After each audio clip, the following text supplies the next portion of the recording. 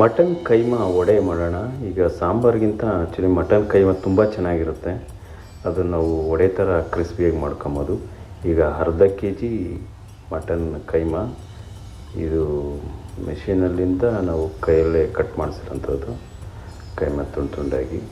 So ಅರ್ಧ K G ಮಟನ್ಗೆ ನಾನು ಒಂದು ಟೊಮೊಟೊನ ತೊಗೊಂಡಿದ್ದೀನಿ, ಸಣ್ಣಗೆ ಹಚ್ಕೊಂಡು. ಒಂದು ಹಿಡಿಯಷ್ಟು ನಾನು ಈರುಳ್ಳಿ, ಅಂದರೆ ಒಂದು ಈರುಳ್ಳಿ, ಆಮೇಲೆ ಗರಂ ಮಸಾಲ ಇದೆಲ್ಲ ನೀವು ಆ್ಯಡ್ ಮಾಡ್ಕೊಳ್ಳಿ.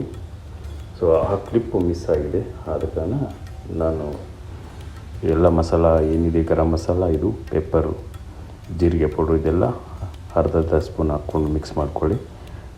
ಕಡಲೆಪಪ್ಪು ಪುಡಿನ ಮಾಡಿಕೊಂಡು ನೀವು ಇದ್ರ ಕೂಡ ಆ್ಯಡ್ ಮಾಡ್ಕೊಳ್ಳಿ.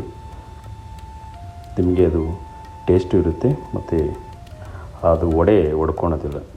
ಸೊ ಆದ ಕಾರಣ ನೀವು ಇದನ್ನೆಲ್ಲ ಚೆನ್ನಾಗಿ ಮಿಕ್ಸ್ ಮಾಡ್ಕೊಳ್ಳಿ. ಇದ್ರ ಜೊತೆ 1 ಸ್ಪೂನಷ್ಟು ನೀವು ಕಾರ್ನ್ಫ್ಲೋರ್ ಹಾಕ್ಕೊಳ್ಳಿ, ಸ್ವಲ್ಪ ಕ್ರಿಸ್ಪಿ ಇರುತ್ತೆ. ಈಗ ಇದನ್ನೆಲ್ಲ ಮಿಕ್ಸ್ ಮಾಡಿ ಇದು ಚೂರು ಎಣ್ಣೆ ಹಾಕ್ಕೊಳ್ಳೋಣ. ಎಣ್ಣೆ ಹಾಕಿ ಒಂದು ಅವರ್ ಮ್ಯಾಗ್ನೇಷನ್ ಮಾಡೋಣ. 1 ಅವರ್ ಇದ್ದರೆ ಚೆನ್ನಾಗಿರುತ್ತೆ, ಅದು ಮಸಾಲೆ ಎಲ್ಲ ನಿಮಗೆ ಅದೆಲ್ಲ ಚೆನ್ನಾಗಿ ಇದಾಗುತ್ತೆ. ಸೊ ಅದಕ್ಕಾಗಿ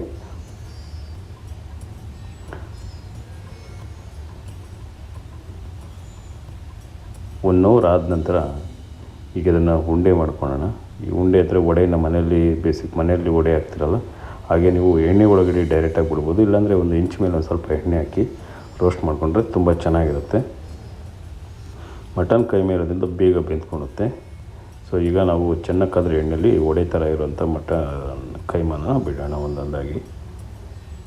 ಬಿಟ್ಟಿದ ತಕ್ಷಣ ಸ್ವಲ್ಪ ಬಾಯ್ಲ್ ಆಗೋವರೆಗೂ ಬಿಡಿ. ಇದೆಲ್ಲ ಹೈ ಫ್ಲೇಮಲ್ಲಿ ಮಾಡ್ಕೊಬೇಕು. ಆಗ ನಿಧಾನಕ್ಕೆ ಒಂದು ಕಡ್ಡಿ ತೊಗೊಂಡು ರಿವರ್ಸ್ ಮಾಡಿ.